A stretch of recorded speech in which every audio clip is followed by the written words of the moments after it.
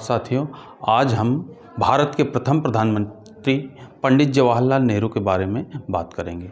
पंडित जवाहरलाल नेहरू भारत के प्रथम प्रधानमंत्री थे। इनका जन्म 14 नवंबर 1889 और मृत्यु इनकी 64 में 27 मई 1964 में हुआ था। तो ये काफ़ी समय तक भारत के प्रथम प्रधानमंत्री के रूप में रहे। तीन बार इनका कार्यकाल रहा। प्रथम बार इनको संविधान सभा के द्वारा ही चुना गया था। तो आज हम इनका चर्चा इसलिए करना चाह रहे हैं क्योंकि अभी आज 14 नवंबर के दिन इनका जन्म हुआ था और 14 नवंबर को हम बाल दिवस के रूप में मनाते हैं।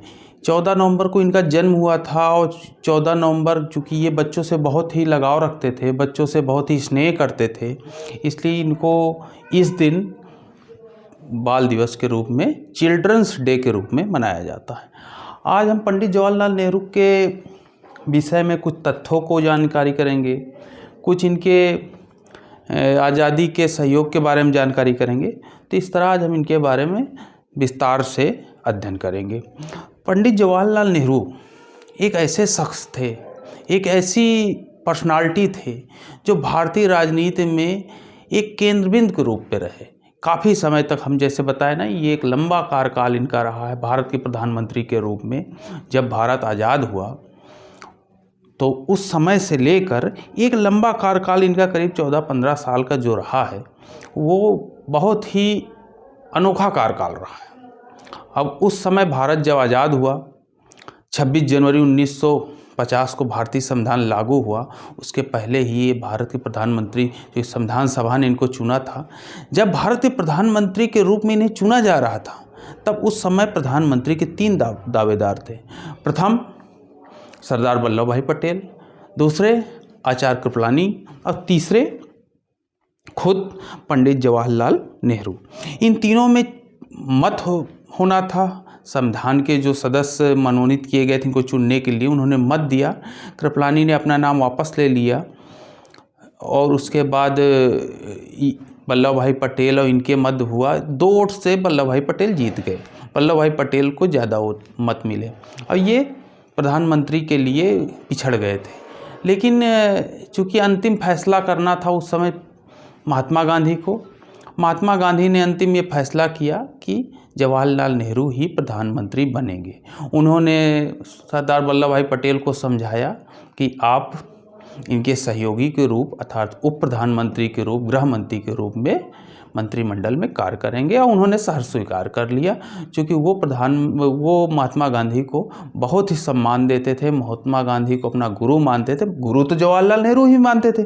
ये भी जवाहरलाल नेहरू महात्मा गांधी को अपना गुरु मानते। चूँकि महात्मा गांधी उस समय एक ऐसा व्यक्ति था कि हर व्यक्ति उनसे जुड़ा रहता था, हर व्यक्ति उनके निर्देशों के अनुसार आज़ादी की लड़ाई में अपना सहयोग करता था, उनके अनुसार ही कार्य करता। ज़्यादातर लोग उनसे 2-4-6 लोग की मैं बात नहीं कर रहा हूँ जो उनसे कहीं ना कहीं मत भिन्न थे, लेकिन मत भिन्नता के बावजूद महात्मा गांधी का ये सम्मान था कि वो कभी महात्मा गांधी के बातों को काटते नहीं थे। उसमें एक जवाहरलाल नेहरू भी थे। तो अंततः जवाहरलाल नेहरू भारत के प्रथम प्रधानमंत्री बने और उन्होंने कार्यकाल अपना अच्छे से संभाला। उसके पहले एक छोटी सी घटना जैसे हुआ 1919 में कि गांधी जी के संपर्क में, पहले हम इनकी शिक्षा की थोड़ी बात करते हैं। हैरो से इन्होंने स्कूलिंग की, लंदन से ट्रिनिटी कॉलेज लंदन से इन्होंने लॉ की पढ़ाई की, कैम्ब्रिज विश्वविद्यालय से इन्होंने कानून शास्त्र का अध्ययन किया। 7 वर्ष तक इन्होंने इंग्लैंड में रहे और 7 वर्ष इंग्लैंड में रह के ये फैबियन समाजवाद और आयरिश राष्ट्रवाद का अध्ययन किया। इन्होंने समाजवाद का, उस समय समाजवाद एक लहर थी, तो समाजवाद का अध्ययन किया कि भारत में, चूँकि भारत एक गरीब देश था, तो यहाँ एक समाजवाद कैसे लाया जाए, समाजवाद के लिए भारत में प्रयोग के तौर में उनका अध्ययन किया। इनकी एक बुक भी है, डिस्कवरी ऑफ इंडिया, इन्होंने लिखी थी। वो बहुत ही चर्चित विषय है, बहुत ही महत्वपूर्ण। एग्जामों में ये पूछा जाता है कि डिस्कवरी ऑफ इंडिया किसकी है या जवाहरलाल नेहरू की बुक कौन है, तो डिस्कवरी ऑफ इंडिया है। 1919 में गांधी जी के संपर्क में आए। 1920 में ये असहयोग आंदोलन में जेल भी गए और 1929 में इन्हीं की अध्यक्षता में लाहौर अधिवेशन में पूर्ण स्वराज की मांग की गई कि हमें पूर्ण स्वराज चाहिए। ये तो रही आज़ादी की बात। 1947 में 3 दावेदार हमने बता ही दिया। इनका जो सबसे महत्वपूर्ण चीज़ था, जब देश आज़ाद हो गया तो भारत के निर्माण के लिए, चूँकि भारत उस समय शून्य से अपने आप को शुरुआत कर रहा था, भारत आज़ाद हो गया, अंग्रेज़ों ने आज़ादी दे दी, अब भारत का निर्माण होना है। निर्माण होने के लिए भारत को कैसे अपने आप को विदेशी रणनीति बनाना है, कैसे देश की रणनीति बनाना है, ये सब इनके कंधों पे आ गया। इन्होंने उसका बहुत ही बखूबी निभाया। इन्होंने कुछ सिद्धांत दिए, जैसे पंचशील का सिद्धांत, गुट निरपेक्षता। उस समय गुट विश्व 2 गुटों पे बटा हुआ था, तो रसिया गुट और एक अमेरिका गुट, या जिसमें ब्रिटेन था, ये गुट, ये 2 गुटों में बटा हुआ था। लेकिन इन्होंने कहा हम किसी गुट में नहीं रहेंगे, हम ना नाटो की तरफ रहेंगे ना रसिया की तरफ रहेंगे, हम दोनों के साथ बराबर कर रहेंगे, दोनों से हमें सहयोग चाहिए, दोनों को हम सहयोग करेंगे। इसलिए इन्होंने अपने आप गुट निरपेक्ष, अपने आप को किसी गुट में नहीं रखा। इस तरह इन्होंने चीन से भी इनका संबंध बहुत ही अच्छा बनाए रखा। हिंदी चीनी भाई भाई का नारा इन्होंने दिया और चीन से बहुत अच्छे इन्होंने संपर्क। लेकिन 1962 में चीन ने इस बात को नकारते हुए, चीन ने कह लीजिए दोगलापंती करते हुए भारत के ऊपर आक्रमण किया। 1962 के युद्ध हुआ। 1962 के युद्ध में भारत की पराजय भी हुई। ये कुछ तथ्य थे जिसको एग्जाम में पूछा जाता है, आप उनको यहाँ भी सुन लिए हैं और आप अन्य जगह भी पढ़ते होंगे। लेकिन मैं कुछ विचार ऐसे रखना चाहूँगा जो जवाहरलाल नेहरू के बारे में मुझे जानकारी है या मुझे पता चला है या मैं पढ़ा हूँ। तो जवाहरलाल नेहरू के बारे में पहले थोड़ा सा अपना विचार रखना चाहूँगा। जवाहरलाल नेहरू इलाहाबाद के जन्म इनका इलाहाबाद में हुआ था। मोतीलाल नेहरू इनके पिता का नाम था और स्वरूप रानी इनकी माता का नाम था। ये एक ऐसे संपन्न परिवार में जन्म हुआ था कि जवाहरलाल नेहरू उस समय, लोग तो ये कहते हैं कि जवाहरलाल नेहरू का बचपना एकदम रईस के चरम पर था। जो आजकल के जो रईस होते हैं उससे कई गुना बड़े इनके पिताजी रईस थे। इतने बड़े वकील थे कि अंग्रेज भी इनसे आगे झुकते थे, इनसे परामर्श लेते थे, इनके पिताजी से, मोतीलाल नेहरू से। इनका जो मकान है इलाहाबाद में, एक जगह चौक है, मीरगंज कहते हैं, वहाँ इनका पुश्तैनी मकान है जहाँ इनका जन्म हुआ है।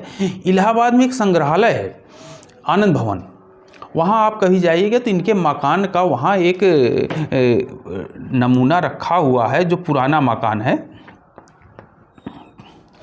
और ये आनंद भवन भी वायसराय से इनके पिताजी ने मोतीलाल नेहरू खरीदा था।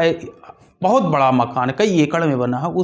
वो एक इनका पर्सनल मकान था, लेकिन आज़ादी की लड़ाई में इन्होंने राष्ट्र को समर्पित कर दिया था, जिसमें स्वतंत्रता सेनानी उसमें रहते थे और वहाँ से रणनीति बनाते थे। इस प्रकार इनका बचपना की बात हो गई। ये विदेश में पढ़े लिखे और बहुत ही कह लीजिए कि फॉरवर्ड सोच के व्यक्ति थे।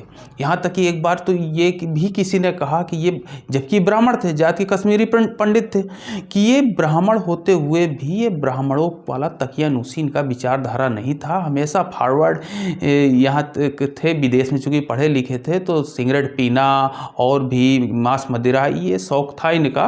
कि उसके बावजूद भी भारतीय राजनीति ने बहुत कुछ दिया। कहा भी जाता है कि ये ब्राह्मण होते हुए ना ब्राह्मण का धर्म नहीं निभाया, जैसे जिन्ना के लिए कहा जाता था। जिन्ना भी बहुत ही अग्रणी सोच के व्यक्ति थे। जिन्ना मुस्लिम होते हुए भी मुस्लिम धर्म से ऊपर की सोचते थे। इस प्रकार ये, अच्छा, उस समय भारत को एक नई सोच का व्यक्ति चाहिए था। महात्मा गांधी को ये पता था ये व्यक्ति, ये बंदा ऐसा है जो भारत को बहुत आगे ले जाएगा, भारत को बहुत ही विकसित करेगा। आप कभी भी आप जवाहरलाल नेहरू का चित्र देखेंगे तो उसमें एक स्मार्ट व्यक्ति दिखता है जो सूट बूट में रहता है, शेरवानी में रहता है, कोट में रहता है, बाकायदे गुलाब अपने शेरवानी में लगाता है, क्लीन शेव रहता है। कभी आप जवाहरलाल नेहरू के चेहरे में काले बाल या शेविंग नहीं देखेंगे। तो वो बहुत ही रॉयल फैमिली से संबंधित थे और ये कहा जाता है उनका सूट जो होता था वो धुलने जाता था विदेश, और विदेश से ही बनता था, विदेश में धुलने जाता। क्योंकि भारत में उस क्वालिटी का कोई सूट बनाता नहीं था और ना ही उस क्वालिटी के यहाँ धोबी वगैरह थे जो धुल सके, इसलिए उनका विदेश आना जाना था, तो वहीं से धुलता था, वहीं वो बनता था। और इलाहाबाद में जो पहली कार आई थी, ये कहा जाता है या तो फिर अंग्रेज़ों के वहाँ वायसराय की होती थी या तो फिर पंडित जवाहरलाल नेहरू के परिवार की होती थी। ये इनका बचपना था, ये इनकी रहीसियत थी। लेकिन फिर भी भारतीय राजनीति में जब ये आए तो सब कुछ त्याग करते हुए, सब कुछ छोड़ते हुए इन्होंने कई बार जेल गए और अंत में भारत के प्रधानमंत्री के पद में सुशोभित हुए। और ये प्रधानमंत्री के रूप में बहुत के उस समय भारत की शुरुआत हो रही थी, भारत के लिए ऐसा व्यक्ति चाहिए था जो दूरदर्शी हो। इन्होंने धर्म जाति से अलग उठकर सोचा। इन्होंने भारत में ऐसा व्यक्ति नहीं चाहिए था कि जो इन्होंने धर्मनिरपेक्षता, पंथ निरपेक्षता को इन्होंने लाया कि भारत में धर्म को लेके हम लोग नहीं उलझे रह सकते। धर्म, पंथ, जाति से उठकर इन्होंने बात की और भारत को एक नवीन देश बनाया, एक नया देश बनाया, जो न्यू इंडिया जैसे कहते हैं, जैसे मोदी कहते हैं ना न्यू इंडिया। तो इन्होंने भारत को एक न्यू इंडिया बनाया। उसका ही नतीजा है कि आज भारत में सब कुछ है, सब कुछ एक इंफ्रास्ट्रक्चर तैयार हुआ। ये बात ठीक है कि अक्सर कहा जाता है पार्टी वाइज कि उन्होंने क्या किया, इन्होंने क्या किया, लेकिन इससे अलग सोचेंगे तो जवाहरलाल नेहरू ने बहुत कुछ किया और बाद के भी प्रधानमंत्री ने उसका अनुसरण किया।